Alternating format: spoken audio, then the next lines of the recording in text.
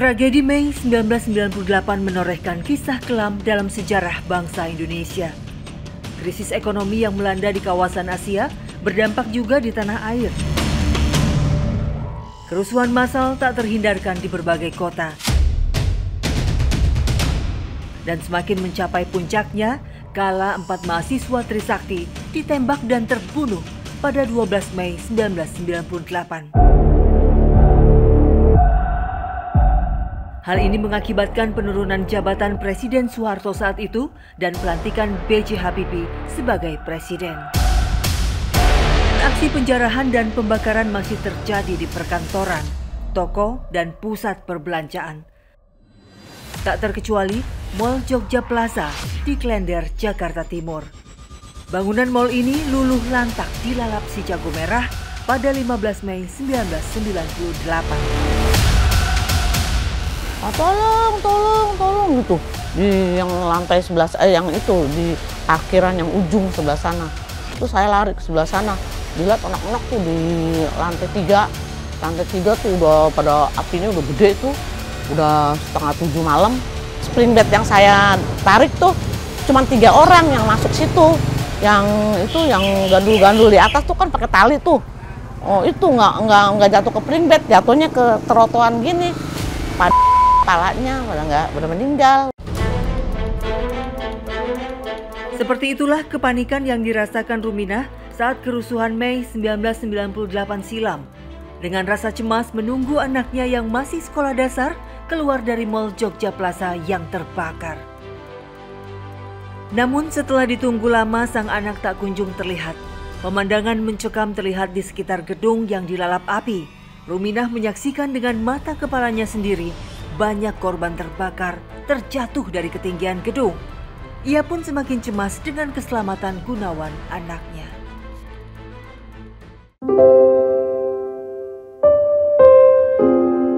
Kejadian bermula saat bocah kelas 6 SD ini menghampiri Ruminah yang mempunyai salon di area Mall Jogja Plaza. Sang anak memberitahu ibunya bahwa kondisi di luar sudah terjadi kerusuhan massal. Demi keselamatan, tanpa berpikir panjang, Ruminah langsung menutup toko dan mengajak Gunawan pulang ke rumah.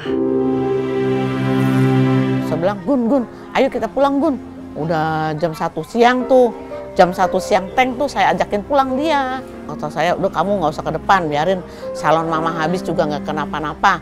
Nggak usah mikirin salon. Sesampainya di rumah, Gunawan ditugaskan Ruminah untuk menjaga adiknya dan membantu membersihkan lantai rumah. Ruminah tak lupa mengunci pintu agar sang anak tak pergi. Namun, tak lama kemudian, sang anak didatangi teman mainnya dan diajak untuk melihat lokasi penjarahan. Entah kenapa Gunawan terpengaruh temannya hingga pergi meninggalkan rumah. Mengetahui anaknya tak ada di rumah, Ruminah bergegas mengejar Gunawan hingga ke Mall Jogja Plaza di daerah Jakarta Timur. Akhirnya, Ruminah berhasil menemukan Gunawan. Namun Gunawan hanya menoleh sekali, seakan tak menghiraukan teriakan ibunya.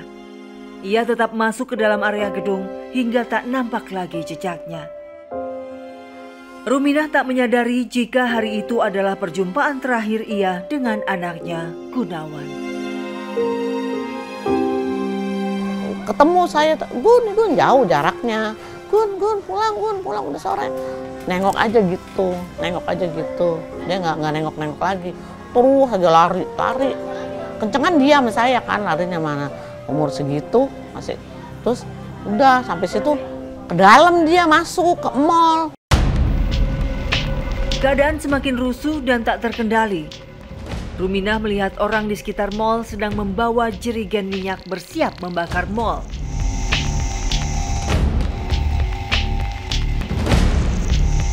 Kecemasan mulai melanda Ruminah. Ia memikirkan keselamatan anaknya yang sedang berada di dalam mall. Ruminah nekat masuk ke dalam dan mencari keberadaan anaknya. Wah, banyak tuh. Ayo masuk. Tuh banyak orang, banyak. Ada turun 1 truk tuh masuk. Jadi saya ngikutin, wah ada anak saya di situ. Kalau dibakar bagaimana nih? Hati saya gitu. Bakar terus saya di atas kelabakan gelap tuh ya. Saya ditabok tuh, saya suruh turun. turun gitu. Ini ngapain lagi? Katanya naik gitu kata dia. Terus tapi nggak tahu orangnya gelap. Iya, nggak tahu orangnya gelap tuh. Terus saya turun terus. Tapi saya nggak ketemu anak saya mau nyari anak saya gituin. Namun dalam keadaan gelap dan panik, Ruminah tak berhasil menemukan anaknya di dalam gedung. Sehingga dirinya memutuskan untuk keluar dari dalam gedung dan menunggu di area parkiran dengan harapan Gunawan keluar melalui pintu parkir. Dalam hati saya jagain aja dia di parkiran, siapa tahu dia keluar dari gang dari tangga sini. Ternyata sampai jam 6 teng nggak keluar dia. Yang keluar nggak lama terus yang keluar anak-anak yang udah gede-gede gitu. Ruminah kembali mencari keberadaan Gunawan di keesokan harinya. Suasana mal masih terasa panas meskipun api sudah padam. Masih terlihat hilir mudik petugas ambulans mengevakuasi korban meninggal dari dalam gedung. Ruminah berharap ada keajaiban bahwa anaknya tak menjadi korban. Harapan itu pun sirna saat sang anak tak kunjung juga ditemukan. Usaha Ruminah dalam pencarian anaknya masih berlanjut dengan mendatangi rumah sakit. Lagi-lagi dari sekian jasad korban di rumah sakit, tak juga terlihat jasad sang anak. Ruminah tak kuasa menahan kesedihan sembari pulang ke rumah. Ya Allah, siapa tahu anak saya nyelip di mana, bisa ketahuan ya. Apa di mana? Namanya orang kan, orang tua mah apa dia nyebur ke kolam renang, apa dia nyebur ke kolam supaya ya namanya harapan kita kan banyak. Siapa tahu mujizat dari Allah. Di rumah, Ruminah berteriak histeris dan meminta untuk dibuat kuburan untuk Gunawan, meskipun jasad sang anak tidak ditemukan. Ruminah belum ikhlas dengan kepergian sang anak yang hilang begitu saja. Suaminya kemudian membuat kuburan palsu supaya Ruminah bisa lebih tenang tak histeris. Selain itu, sebagai penanda peringatan mengenang kepergian sang anak. Terus saya nangis lagi, ngejerit-jerit lagi di rumah. Pokoknya saya minta kuburannya, nggak mau. Pokoknya saya minta kuburan. Bodoh amat, saya minta kuburan, nggak mau. Terus sama warga saya dibikinin kuburan di situ tadi, gumpel-gumpel, kayak kain gosong gitu. Kayak kain gosong gitu. Nggak tahu punya siapa. Suami saya diem aja, nggak ngomong apa-apa. Nih Gunawan, kata Gunawan. Tapi saya liatin nggak ada apa-apanya. Walaupun anak banyak, tapi kan satu hilang begitu kan bingung. Kecuali kalau sakit, terus meninggal di rumah sakit, kita ngurusin nguburnya apa. Ini dadak-dadak nggak ada. Terus kerusuhan kayak gitu kan sakit hati saya, Pak. Sahabat hikmah dimanapun Anda berada, salah satu ujian yang pasti kita hadapi dalam hidup ini adalah kehilangan sanak keluarga meninggal dunia. Dalam beberapa kasus kita sering mendengarkan berita akibat peristiwa-peristiwa anarkis, orang kemudian menjadi korban meninggal dunia. Dalam hal ini kadangkala kita sulit mencari siapa yang harus bertanggung jawab atas terjadinya korban meninggal dunia. Ada juga yang memang jelas siapa pelakunya, tapi ada juga yang tidak jelas siapa pelakunya. Oleh sebab itu, tidak ada jalan lain kecuali mengikhlaskan dan sabar atas kejadian itu, karena memang salah satu ujian yang ada di muka bumi ini adalah hilangnya nyawa atau kematian sanak keluarga kita. Maka orang yang sabar adalah orang yang sadar betul tentang kalimat istirja yang sering kita ucapkan setiap kali kita mendengar kabar kematian, yaitu kalimat inna lillahi wa inna ilaihi roji'un. Kalimat ini sebetulnya maknanya sangat dalam. Walaupun orang mungkin mengucapkannya merasa ringan, tapi kalau direnungkan ini memiliki makna yang sangat dalam, makna deklaratif bahwa kita ini milik Allah dan suatu saat akan kembali kepada Allah Subhanahu wa Ta'ala. Ketika kita mengikhlaskan, maka pada hakikatnya kita sedang melakukan perbaikan terhadap diri kita sendiri, mental kita sendiri yang tadinya mungkin tidak bisa menerima kenyataan, sedih, berduka, dan lain sebagainya. Yang kalau perasaan sedih dan berduka itu dilanjutkan, maka yang rugi tentu kita sendiri. 25 tahun berselang sejak peristiwa berdarah Mei 1998, Ruminah telah mengikhlaskan kepergian sang anak. Dirinya merasakan kedamaian hati setiap berziarah di makam buatan anaknya di TPU Pondok Rangon. Tak hanya berziarah, Ruminah juga rutin mengumpulkan tetangga sekitar untuk bersama-sama menggelar pengajian dan doa untuk arwah sang anak. Lama-lama saya udah mendingan gitu. Ya mau gimana lagi, saya udah kemana-mana ya. Udah pasrah lah, ikhlas lah. Anak saya di situ apa di mana kayak gitu. Masa kita nggak ada makamnya kayak gitu, gimana tuh? Pikirannya saya nggak jelas waktu itu. Tapi sekarang saya udah ikhlas lah.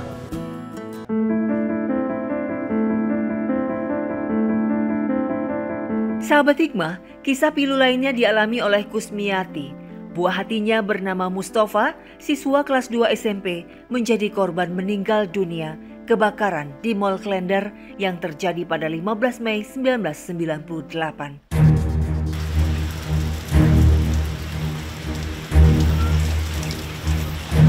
Bu, mau ke rumah Pak RT dulu ya. Oh, ya udah hati-hati ya. Kejadian berawal saat anaknya yang berusia 14 tahun ini izin pamit ke ibunya untuk bermain catur di rumah Pak RT. Tak ada firasat buruk dan kecurigaan apapun sehingga ia memberikan izin kepada anaknya untuk bermain catur. Hal ini karena sang anak memang telah menggemari permainan catur sejak kecil. Bahkan sang anak kerap memenangi lomba catur di kampungnya. Tapi saya pulang, diajak pulang, nggak mau, katanya ntar dulu gitu. Akhirnya tuh temennya nyari, nggak ketemu. Temennya pulang, dia nggak pulang. Han, kamu lihat Mustafa nggak? Tadi dia sama saya Bu, ke mall rame-rame. Cuman saya suruh pulang, dia kagak mau Bu. Terjadilah sebuah peristiwa yang tak disangka-sangka.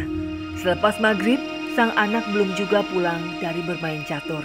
Rasa cemas dan panik mulai menerpa Kusmiati hingga melacak keberadaan Mustafa ke temannya. Yaudah saya cari Mustafa dulu ya. Iya Bu. Dari teman sepermainan Mustafa diketahui bahwa Mustafa saat bermain catur melihat banyak orang membawa barang dari Mall Klender. Apaan tuh Han? Rame-rame. Atas ajakan temannya, Mustafa menjadi penasaran untuk mendatangi Mall Klender. Buahnya itu, ayo ikut yuk. Ayo. Setelah melihat-lihat situasi di Mall Klender, temannya kemudian mengajak pulang ke rumah, namun ia menolaknya. Mustafa masih tetap ingin berada di mall. Mendengar hal ini, Kusmiati bergegas menuju ke mall. Saat berada di area parkiran mall, dirinya melihat api telah berkobar dari lantai 1 sampai lantai 5.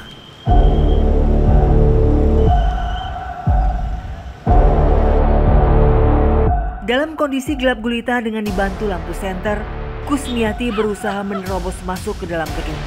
Namun dirinya mengurungkan niat karena tak tahan dengan hawa panas dan asap kebakaran yang pekat.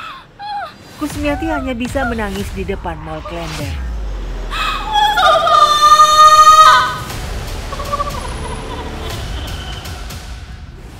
Istighfar ya Mbak, istighfar, Mama Topa istighfar, insya Allah nanti ketemu gitu. Habis gimana? Habis sedangkan begitu. Sedangkan dari sini ke situ aja udah panas. Saya suruh cari ke dalam sama orang, saya nggak sanggup panasnya seperti kayak itu. Atas informasi petugas evakuasi bahwa ada korban meninggal yang belum bisa teridentifikasi di Rumah Sakit Jakarta Timur, Kusmiati kemudian meminta bantuan teman kontrakan untuk mengantarkan suaminya mengecek ke rumah sakit itu. Dari hasil penelusuran ke rumah sakit, tak berhasil menemukan jasad Mustafa. Bapaknya udah nggak bisa ngomong apa-apa, udah ngeletak aja udah di ubin. Saya udah lemas Mak, lemas kenapa?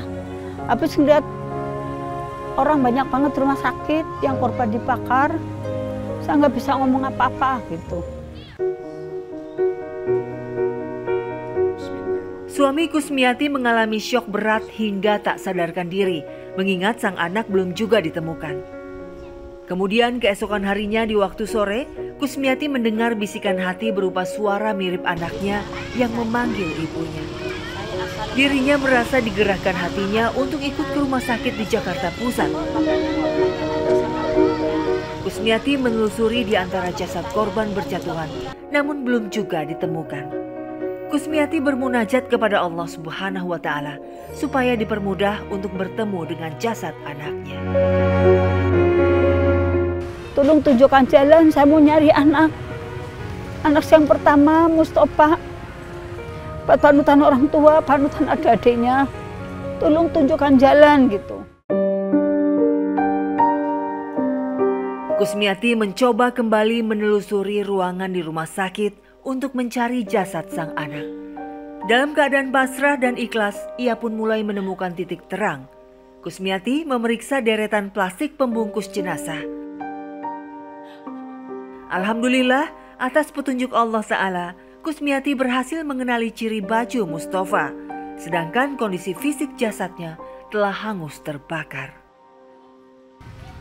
Gak taunya itu, ini ada celana dalam coklat, di bawah pusar, sama baju di atas perut, sampai nggak gosong. Ya Allah, anak saya seperti kayak ini. Seperti kayak ayam dibakar aja udah seperti kayak itu. Debu-debu itu pada kanyut. Itu baunya udah langu. Saya sempat lemes. Nggak taunya kakak saya udah nggak ada gitu. Kok bisa kena sampai kena gitu, kebakar. Saya percaya nggak percaya itu kakak saya atau tidak gitu. Firasat saya kakak saya itu masih hidup, masih ada di masjid di Jogja Klender itu. Alhamdulillah, Kusmiati mendapat bantuan biaya pemakaman jenazah dari tetangga sekitar. Dia tidak mengetahui berapa jumlah biaya pemakaman Mustafa karena semua ditanggung oleh tetangganya. Sedangkan sang suami tak bisa ikut ke pemakaman karena masih dalam keadaan tak sadarkan diri. Proses penurunan jenazah Mustafa ke liang kubur dilakukan oleh pamannya. Pada saat itu, ia seperti mendengar suara almarhum yang memberikan pesan ucapan terima kasih atas bantuannya dalam penguburan jenazah Mustafa. Begitu naik ke atas dia nggak bisa bicara apa-apa. Kenapa kamu nangis? Gitu. Ibunya nyari nggak tersia-sia. Bener-bener nyari anak dia, bener-bener nggak tersia-sia, nyari anak langsung ketemu. Anakku bilang terima kasih ya Le, aku diantar ke sini sampai dari liang kubur. Emaknya berarti nyari nggak tersia-sia, bener-bener nggak nyasar, nggak keliru, nggak apa. Jadi bener itu anaknya.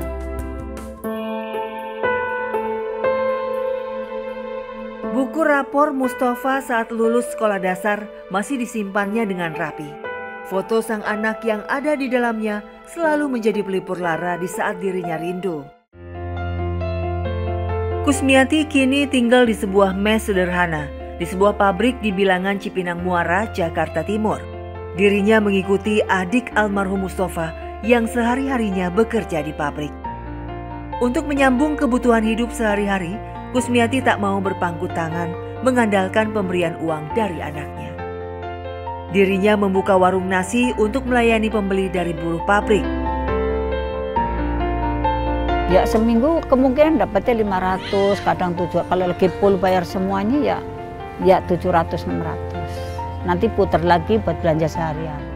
Karena ibu saya tinggal satu-satunya, bapak saya udah nggak ada.